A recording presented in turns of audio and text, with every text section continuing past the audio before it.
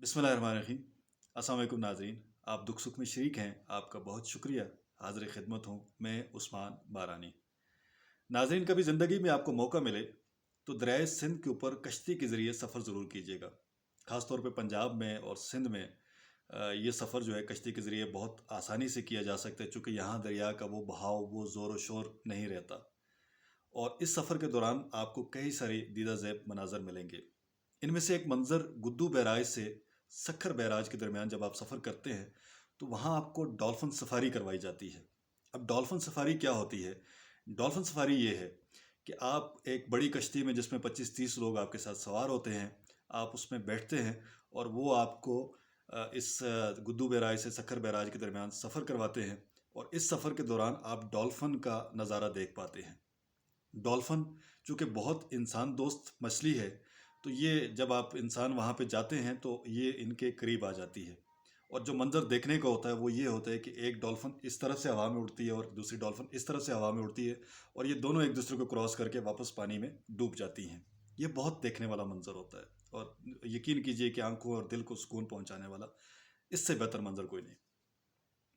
लेकिन एक हैरत की बात यह है कि ये जो डॉल्फिन है ये नाबीना होती है, और दुख की बात भी है। और इसके नाबीना होने की वजह यह है नाजरीन, कि ये जो हमारा गुद्दू बैराज और सक्खर बैराज और ये जो हमारा दरिया सिंध है, इसका पानी गदला होता है, और गदले पानी की वजह से, मड्डी वाटर की वजह से ये डॉल्फिन नाबीना होती है। और ये बड़ी रेयर है, इसकी बहुत कम तादाद पाकिस्तान में मौजूद है, और मुख्तलिफ महकमे जो हैं वो कोशिश कर रहे हैं कि इसकी तादाद को बढ़ाया जा सके। वहाँ के जो मल्लाह हैं वो भी इसका बड़ा ख्याल रखते हैं, इसको बुलंद कहते हैं, और अगर खुदा न खास्ता किसी वजह से ये नेट में आ जाए, जाल में आ जाए, तो इसको वापस दरिया में छोड़ देते हैं और इसको नुकसान नहीं पहुंचाते। नाजरीन, ये एक डॉल्फिन का वाक़या था। एक नस्ल है जो नाबीना है, और उसके नाबीना होने की वजह यह है कि वहाँ का पानी गदला है।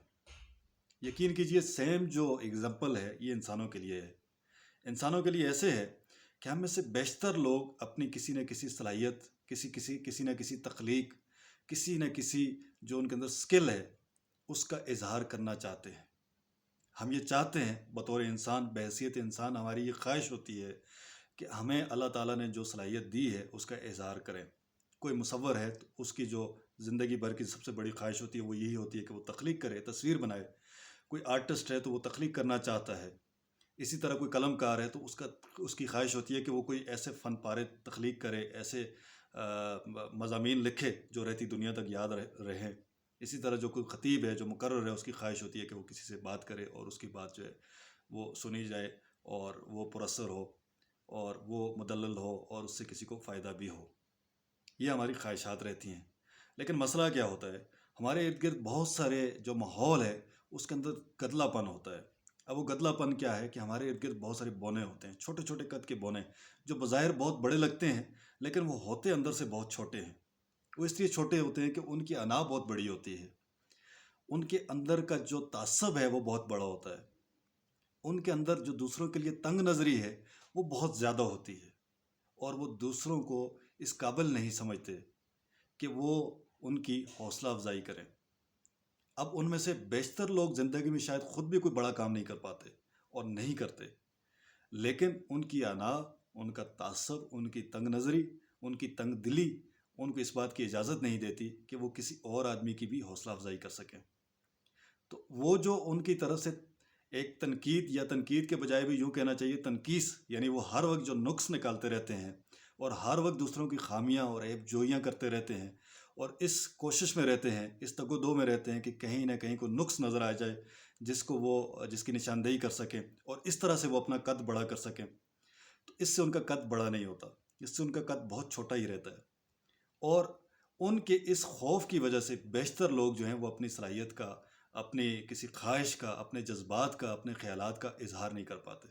तो ये बड़ी नाइंसाफ़ी होती है।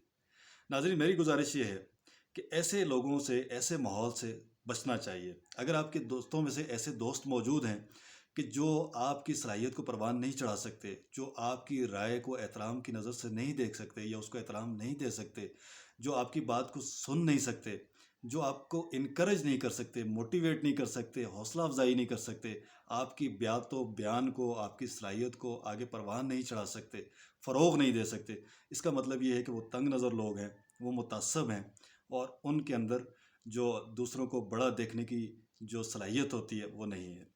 ایسے لوگوں سے بچنا چاہیے. آپ فوری طور پہ ان کی کمپنی چھوڑیں اور ایسے لوگوں میں اٹھے بیٹھیں جو آپ کی ان چیزوں کو سمجھتے ہوں. میں نے دیکھا ہے جو میرے دوست جو شاعر تھے یا جن کو شاعری کا شغف تھا، وہ شاعروں میں اٹھے بیٹھے وہ بہت اچھے شاعر بن گئے. جو قلم کار تھے یا قلم کاری کی کوشش کر رہے تھے لکھنے لکھانے کی، وہ قلم کار لوگوں میں بیٹھے تو بہت کچھ سیکھ گئے اور بہت اچھے قلم کار بن گئے. تو سب سے پہلا کام یہ کیجئے کہ آپ اپنی کمپنی ایسے لوگوں میں رکھیے کہ جو لوگ آپ کی صلاحیتوں کو اپریشیٹ کر سکتے ہوں، ان کے لیے ان کا سینہ، ان کا ظرف جو ہے بڑا ہو اور وہ آپ کو پروان چڑھا سکتے ہوں. اور ایسے لوگوں کی کمپنی سے دور رہیں کہ جو لوگ آپ کو تنگ نظر ہوں، جو آپ کو ڈی موٹیویٹ کرتے ہوں. یہ پہلا سبق ہے اور یہ سب سے امپورٹنٹ سبق ہے. اس پہ ہم عمل کریں گے انشاءاللہ تو ہماری زندگی بہت آسان ہو جائے گی اور تخلیق کا سفر بہت آسان ہو جائے گا. اس بارے میں آپ اپنی رائے دیجیے گا. اس میں اور بھی بہت سارے عوامل ہیں جن میں ہم پھر کسی وقت ڈسکشن کریں گے. جزاک اللہ خیر. آپ کا بہت شکریہ.